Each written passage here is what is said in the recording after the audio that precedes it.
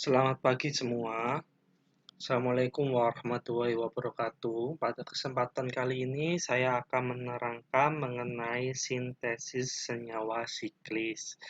Pada materi sebelumnya saya sudah menerangkan mengenai materi diskoneksi, kemudian juga materi kepotolan laten dan unpolung, ya, kebalikan dari kepotolan laten. Sekarang saya akan melanjutkan mengenai materi sintesis senyawa siklis. Oke, mengapa seorang farmasis perlu belajar senyawa siklis? Jawabannya adalah karena banyak senyawa obat yang memiliki aktivitas farmakologi dengan adanya struktur senyawa siklis.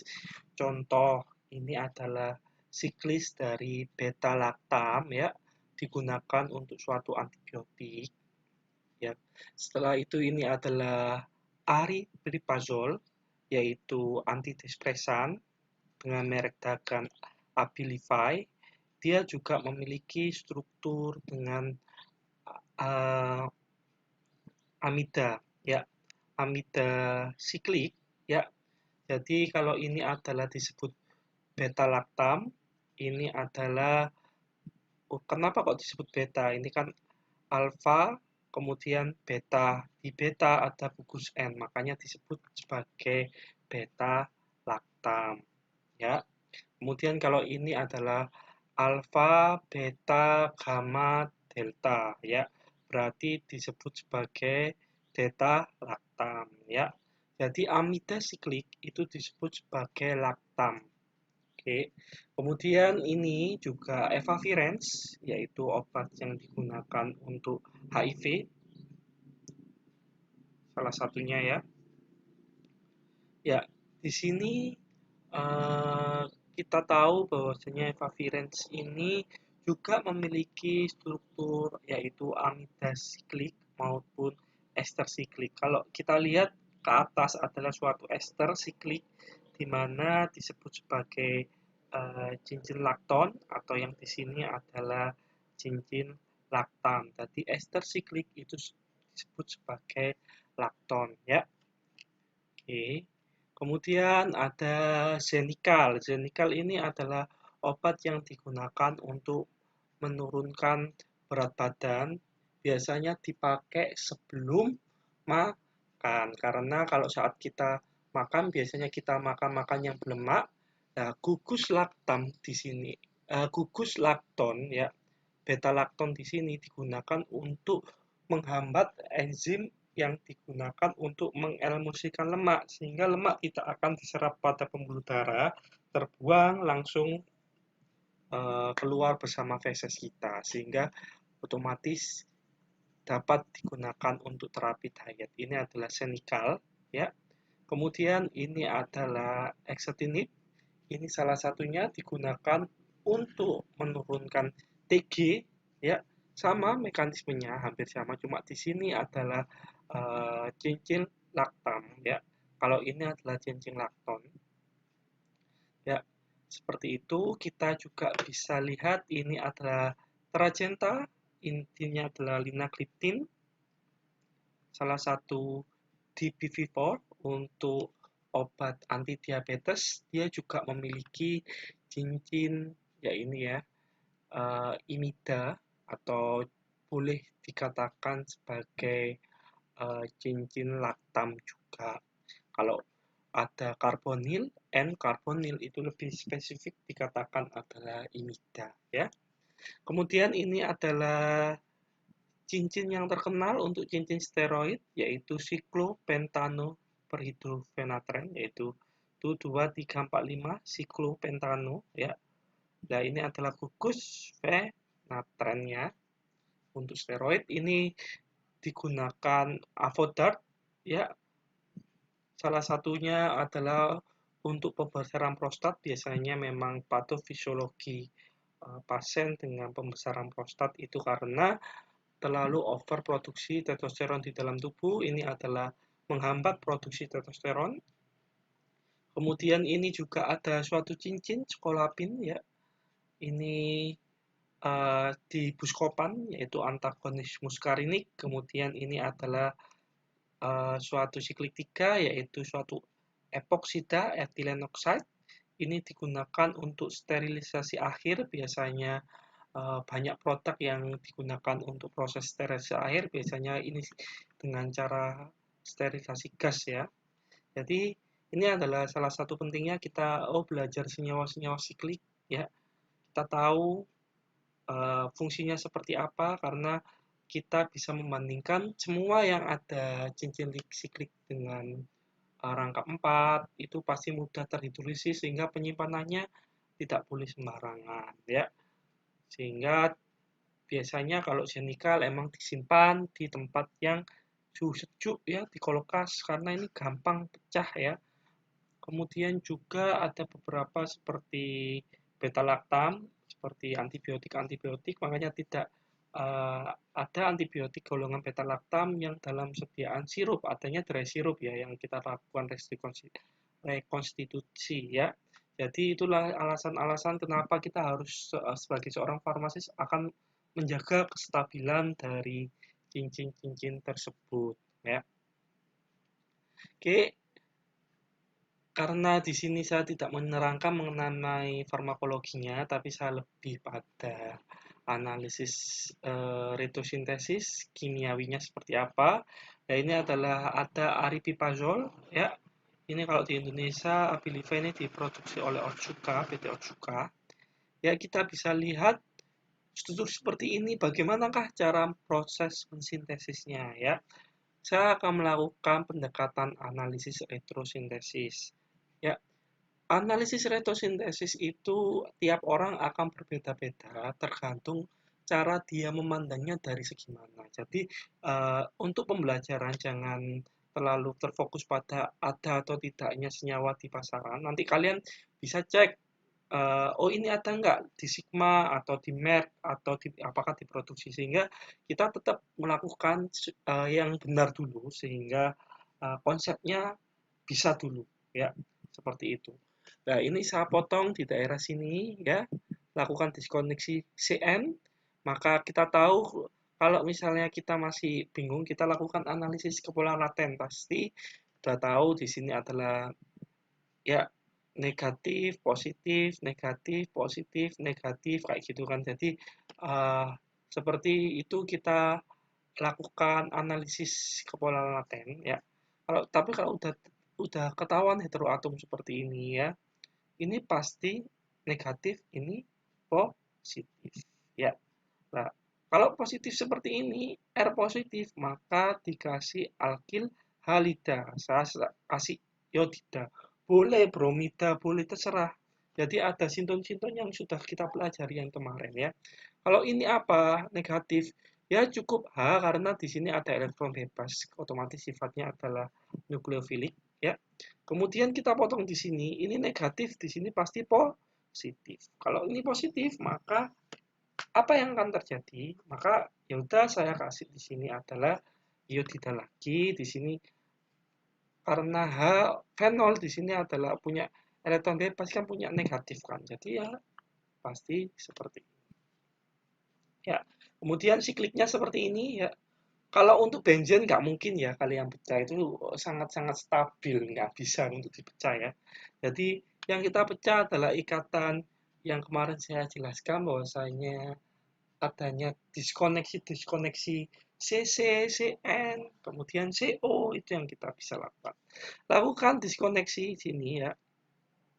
Kemudian akan kita tahu negatif positif. Karena kalau di sini positif, ini kan negatif udah setara. Jangan kalau ini negatif, di sini positif lebih susah nanti otomatis susah kalau ampolungan. Saya lebih suka yang ibaratnya sesuai dengan kepolon laten ya.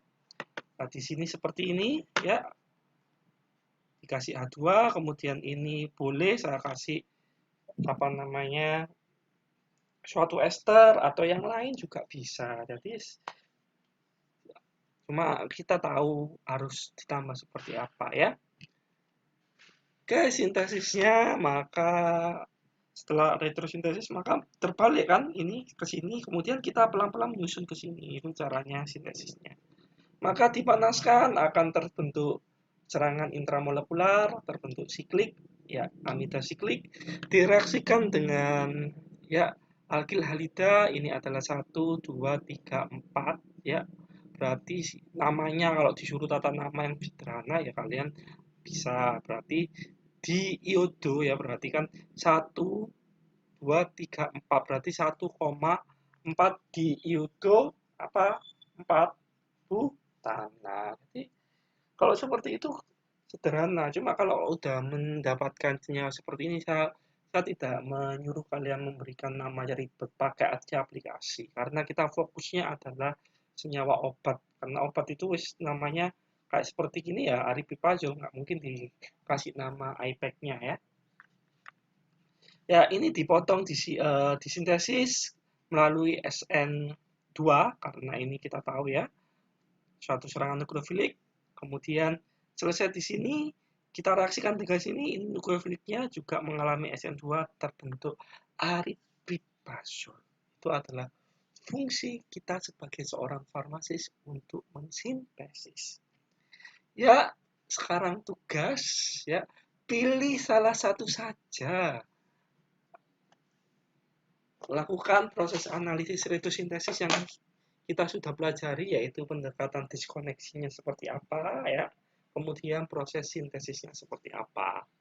Ya ini adalah yang tengah ini adalah senyawa fenobarbital digunakan untuk obat ini ya, kejang epilepsi pada anak-anak biasanya. Kemudian juga kalau dosis rendah pada neonatus digunakan untuk ini baby Gray syndrome ya, untuk mengindus supaya hepar memproduksi suatu enzim namanya gluconeogeninase. Ya, pilih salah satu terserah, boleh ini, boleh ini, boleh ini ya. Tapi saya sarankan yang gampang menurut saya sih adalah fenobarbital ya, gampang kalian nanti. Oh putus di mana ya kira-kira? Oh sini, oh sini, oh sini Pak Kande ya. Terserah ya. Nanti kalian sesuai dengan kreativitas kalian untuk melakukannya ya. Oke, kita lanjut. Untuk tugasnya adalah ini ya. Kita lanjut pada materi sintesis molekul siklik. Analisis retrosintesis dan jalur sintesis berlaku untuk sintesis asiklik maupun siklik. Tadi saya sudah jelaskan, gak ada pengaruhnya siklik asiklik, semua pasti kita tetap melakukan analisis retrosintesis. Pada pembentukan molekul siklik, reaksi berlangsung secara kebanyakan sebagian besar adalah reaksi intramolekular. Hal-hal yang harus diperhatikan pada proses siklisasi yaitu peluang terjadinya pertemuan dua spesimen aktif mengadakan reaksi intramolekular, efek stereoelektronik, dan tegangan cincin. Tiga hal ini yang harus diperhatikan. Sehingga saya akan menjelaskan satu persatu. Oke. Peluang terjadinya reaksi intramolekular, contoh. Ya, ini adalah asam gamma hidroksibutirat, nama trivialnya ya. Oke. Jadi kenapa kok disebut gamma? Ini kan gugus fungsinya adalah asam karbonil, pasti di sini alfa, beta, gamma. Di gamma ada gugus hidroksi. Dipanaskan dipanaskan kemudian diberi katalis asam, ini suatu alkohol akan menyerang yaitu asam karboksil menjadi suatu lakton gamma butirolakton, tadi lakton siklik ya. Nah, di sini cincin yang stabil itu adalah cincin 5, cincin 6 stabil. Untuk cincin 4 itu susah dibuat, jujur. Sangat susah karena reaktif kita kadang-kadang prosesnya akan membuka lagi dalam proses sintesis ya. Nah, kalau ini delta hidroksivarelat ya, ini akan dilakukan seperti akan terbentuk delta varelat lakton atau cincin delta lakton ya. Contoh untuk terjadinya kalau itu tadi adalah ester, sekarang suatu ini ya, apa namanya, asam gamma amino butirat. Ya, kalau gugus ini diserang oleh gugus amina akan terbentuk siklik, yaitu gamma butirolaktam atau disebut sebagai gamma laktam. Kalau di sini akan dipanaskan menjadi delta butirolaktam atau delta laktam. Kalau tadi kalian ingat, kalau misalnya beta itu adalah siklik 4, ya, udah terbuka itu susah membuatnya, ya. Makanya membuat seperti itu agak susah. Nah, seperti ini, ya. Peluang terjadinya reaksi intramolekular. Ini gugus karboksilat, ya, bisa nanti diserang oleh gugus dari ini. Kita lihat, ya. Penyerangannya ini, gugus yang di sini amida diserang oleh suatu nukleofil dari ion karboksilat akan terbentuk siklik, ya. Kemudian juga bisa terjadi reaksi intramolekular suatu basa shift seperti ini. Ya, kita bisa melihat ini adalah sebenarnya dari eugenol, ya, direaksikan dengan basa shift anilin dalam formaldehid. Kemudian pasti akan lama-lama akan terbentuk suatu cincin. Ini adalah suatu cincin oksasi, ya.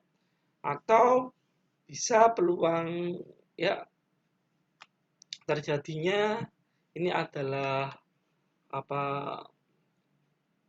alfa beta ketu tak jenuh, ya.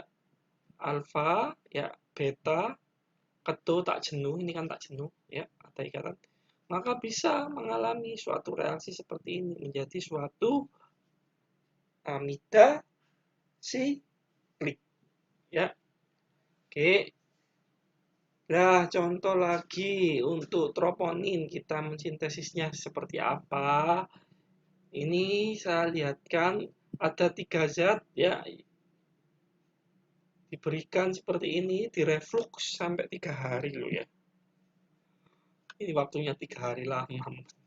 Makanya obat kalau harganya mahal jangan kalian. Prosesnya itu susah, ya. Oke, ini di sini, ya. Maka yang ini berasal, yang merah berasal dari ini, yang hitam berasal dari cincin pembentukan yang ini, yang biru dari yang ini, ya. Kemudian mengalami dekarboksilasi, ya, dekarboksilasi karena ada gugus keton, yaitu yang bisa adalah alfa, ya. Di posisi alfa dilakukan akan terhilang gugus ini, ya. Kemudian dilakukan ini apa namanya hidrogenasi atau reduksi dengan PT maksud saya. Kalau misalnya itu alkena, hidrogenasi. Kalau terhadap karbonil akan terbentuk direduksi gugus keton menjadi alkohol. Nah, ini adalah prekursor yang digunakan untuk membuat tropin, ya, kemudian hematropin, buscopan, ya, tiotropium, ipratorium, ini obat untuk asma. Ini semua obat antagonis muskarinik, ya. Jadi seperti itu pembentukannya. Jadi ini nanti direaksikan dengan, kalau misalnya kita lakukan pemutusan di sini, maka nanti ini adalah bisa karbonil halida juga bisa, ataupun anhidrida asta bisa, ataupun yang lain. Pokoknya yang bisa diserang. Oke. Kemudian reaksi kondensasi karbonil. Terdapat 4 jenis reaksi yang sering, ya, digunakan. Reaksi ini umum dipakai untuk membuka molekul siklik. Jenis-jenisnya reaksi adalah reaksi aldol, reaksi Claisen, ya, termasuk reaksi siklikasi Dieckmann. Kemudian reaksi Michael, ya, bukan reaksi Mikael, ya. Mikael nama malaikat.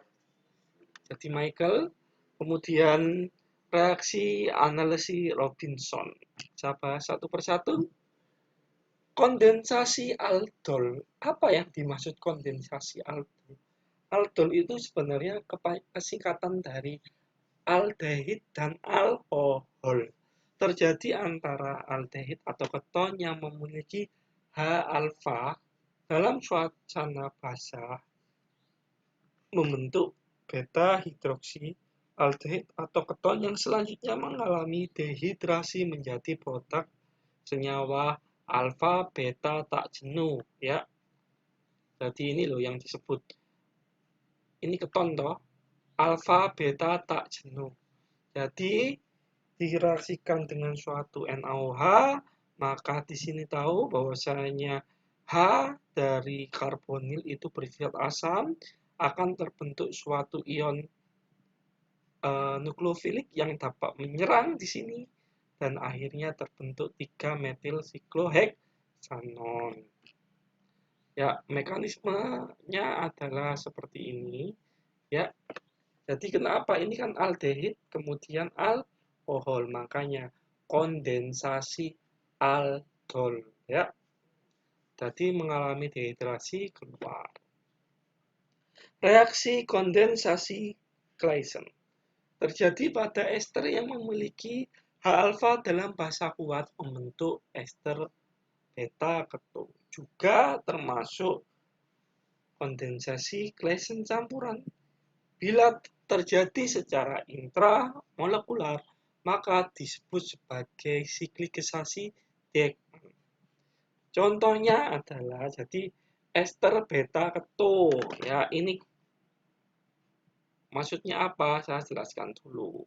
Etil asetat dalam suasana basah, ya, natrium ini asetat, ya, membentuk etil asetoasetat, di mana ini direaksikan, maka akan terbentuk suatu nukleofil yang akan menyerang antar molekul ini sendiri, sehingga terbentuk etil acetoasetat.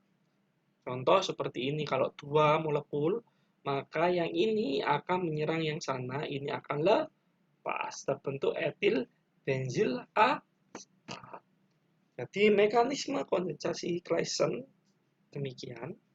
Jadi suatu basa akan menarik H dari H alfa akan bersifat asam, maka akan terbentuk suatu nukleofil yang akan bereaksi dengan suatu karbonil melalui SN-asil.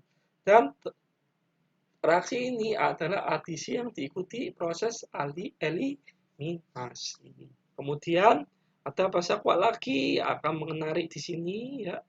Maka ini yang disebut sebagai oxaloacetat. Nah, contoh kondensasi Claisen ya, apabila seperti ini ya. Jadi dikasih suatu basa negatif ini menyerang sana akan terbentuk seperti ini. Ya, peluang terjadinya pertemuan dua spesies ya. Ini kalau misalnya ya Dieckmann itu sama seperti Claisen, cuma dia dalam bentuk antar satu molekul. Jadi ibaratnya ada gugus ester ya. Di sini diberikan suatu basa, maka di sini akan halafannya kan di sini. Ini akan menyerang ini akan terbentuk suatu siklikisasi. Kalau seperti ini agak panjang satu, maka akan terbentuk siklik 6. Paham ya? Jadi siklik 4 susah untuk dibuat karena 90 derajat sudutnya itu susah. Reaksi kondensasi Michael, bukan Mikael ya, Michael. Jadi suatu ion enolat atau sebagai nukleofilik dengan karbonil alfa beta tak jenuh umumnya adalah donor asam, ester beta keto atau beta diketon dengan aseptornya adalah penerimanya yang diserang nukleofilik adalah alfa beta tak jenuh. Maksudnya apa sih? Ini loh, alfa beta tak jenuh. Ya, yang ini adalah bisa suatu ester beta keto ya. Jadi kalau ester di sini keton boleh, ini kan keton, ester alfa beta keto atau beta diketon, bukan ininya diganti CH3 ya boleh ya. Ini nanti dikasih akan terlepas sebagai nukleofil akan menyerang dan akan terbentuk, yaitu ini adalah sebagai kondensasi Michael. Contoh reaksinya seperti ini ya. Jadi ini yang disebut apa? alfa beta keto. Suatu nukleofil akan diserang. Ini adalah proses kondensasi Michael, terbentuk siklikisasi. Kemudian adalah reaksi yang terakhir, biasanya kita gunakan analisis Robinson. Ya, ini adalah suatu pembentukan cincin annulus L, ya, yang ada pada cincin steroid. Gabungan antara reaksi Michael dengan reaksi aldol intramolekular. Analisis Robinson. Jadi donornya nukleofilnya siapa? Ester beta keto atau enamina atau beta diketon. Sebagai aseptornya adalah keton alfa beta tak jenuh. Produknya adalah 2 sikloheksanon tersubstitusi. Jadi saat ini diberikan, ya, maka di sini akan sebagai nukleofil akan menyerang ini, kemudian akan mengalami resonansi terbentuk seperti ini, kemudian akan mengalami suatu reaksi aldol. Ya, di sini adalah analisis Robinson terbentuk cincin annulus. Oke, ini adalah produknya ya. Reaksi ini digunakan untuk pembentukan suatu steroid ya. Jadi reaksi-reaksi seperti senyawa seperti beta-metason, dexamethasone, dan lain-lainnya semua adalah pembentukan cincin siklopentanoperhidrofenatren, semuanya berdasar kebanyakan melalui reaksi analisis Robinson. Jadi ini adalah suatu Michael donor beta diketon dalam suasana basah akan melepaskan hanya di sini, kemudian akan menyerang ini, kemudian mengalami suatu kondensasi, dan akhirnya mengalami suatu reaksi aldol terbentuk seperti ini, dan beberapa tahap akan terbentuk produk estron. Oke. Karena tadi saya sudah menjelaskan, sekarang efek yang kedua adalah efek stereoelektronik.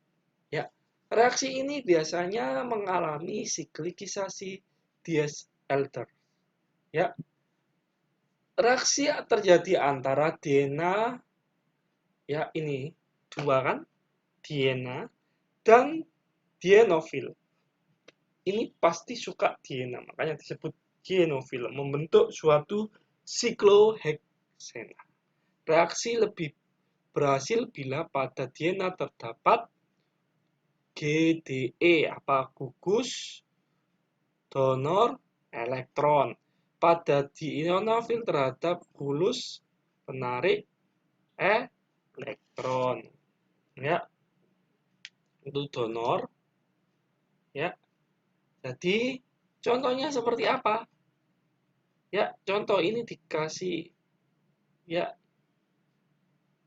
GTE ini ya, suatu GTE gugus di sini, maka akan terbentuk apa? Siklik seperti ini.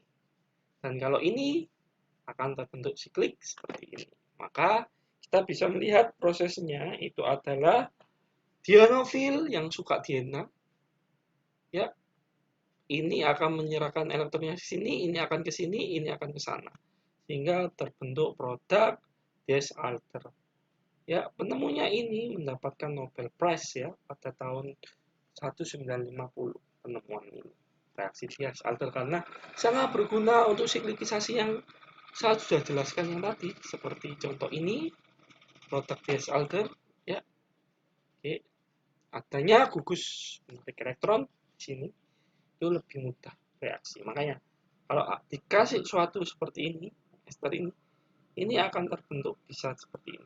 Kasih N di sini boleh, udah terbentuk hampir mirip seperti siklikisasi tropon. Kemudian untuk menghilangkan ini gampang, dilakukan hidrolisis juga bisa. Ya, oke. Contoh sintesis alkohol Pauli. Maka ini ya suatu alkena seperti dienofil, maka akan bereaksi dengan ini, akan terbentuk suatu siklik, dan di sini adalah ikatan. Ini adalah salah satu bahan alam yang bisa kita sintesis melalui senyawa ini ya. Oke, efek stereoelektronik ya. Jadi tadi kalau misalnya kita bicara mengenai reaksi intramolekular suatu alkohol terhadap asam karboksilat atau suatu imina terhadap asam karboksilat intramolekular, maka di sini ya contoh kalau seandainya produk yang terbentuk adalah produk ini, ya ini karena suatu reaksi alkohol terhadap asam karboksilat membentuk cincin 5. Tapi kalau ada stereoisomer elektronik ini hampir seperti Diels-Alder, bahwasanya dia hanya akan menyerang di daerah sini ya, membentuk siklik seperti ini. Jadi dari satu senyawa yang sama bisa mendapatkan siklik yang berbeda tergantung ya reaksinya yang terhadap yang mana. Oke, tegangan cincin ya normalnya sp3 adalah 109,5 mempengaruhi kestadilan senyawa karbon siklik jenuh. Urutan kestabilan, cincin rangkap 3, 4 itu susah untuk disintesis. Cincin yang sedang gampang disintesis ya 5, 6, sampai 8. Ya, yang umum ya 5, 6, 7. Ya, kalau yang cincin lebih besar ini juga agak susah ya. Tapi ya bisa, tapi agak susah. Pembentukan cincin yang stabil terjadi melalui reaksi analisis Robinson ya, karena Robinson tadi cincin 6, tapi ya tergantung. Yang lain juga reaksinya juga stabil asalkan pembentukan 6 ataupun 5 itu masih stabil. Tapi ada beberapa reaksi seperti ini. Asam perklorat ya, ini suatu alkena akan menjadi epoksi. Alkena akan menjadi apa? Etilen oksat yang digunakan gas untuk sterilisasi. Contoh ini alkena di sini kasih ini ya akan terbentuk suatu epoksi atau oksidan. Bisa cincin 3. Yang susah cincin 4. Ini masih stabil tapi ya reaktif dan ya seperti epoksida ini sangat reaktif, jadi untuk kita hati-hati penanganannya juga. Oke, demikian presentasi dari saya. Semoga materi kali ini dapat bermanfaat untuk kehidupan kalian dan untuk saya pribadi. Dan kalau seandainya kalian tidak paham, wajar, nggak apa-apa ya. Karena saya juga belajar ini itu nggak hanya sekali pertemuan, saya berkali-kali saya sebutkan bahwasanya sampai saat 3 kali pertemuan. Tapi ya alhamdulillahnya 3 kali itu maksudnya saya ngikutin pertemuan di semester yang berbeda, ngikutin terus.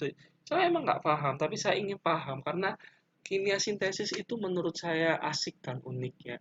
Sehingga saya itu apa ya, jujur saya pribadi susah untuk mempelajari ini, makanya uh, apa ya, dan jarang orang bisa karena saya sendiri sebenarnya nggak bisa, saya memaksakan diri saya untuk bisa memahami tadi.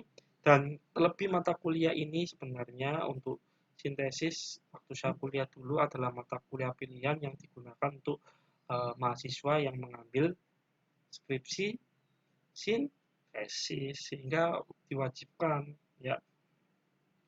Tapi kalau yang tidak ya tidak mengambil gitu kan. Jadi termasuk mata kuliah pilihan sehingga kalian nggak usah kalau misalnya nggak paham wajar ya, apalagi pertemuan secara online jadi ya banyak juga kendala yang pertemuan biasa langsung aja mungkin ya masih gak mudeng apalagi online. Tapi saya berusaha untuk menyampaikan sebaik saya untuk menyampaikan. Oke, semoga menjadi bekal untuk kalian berpraktek besok menjadi seorang farmasis. Saya akhiri. Wassalamualaikum warahmatullahi wabarakatuh.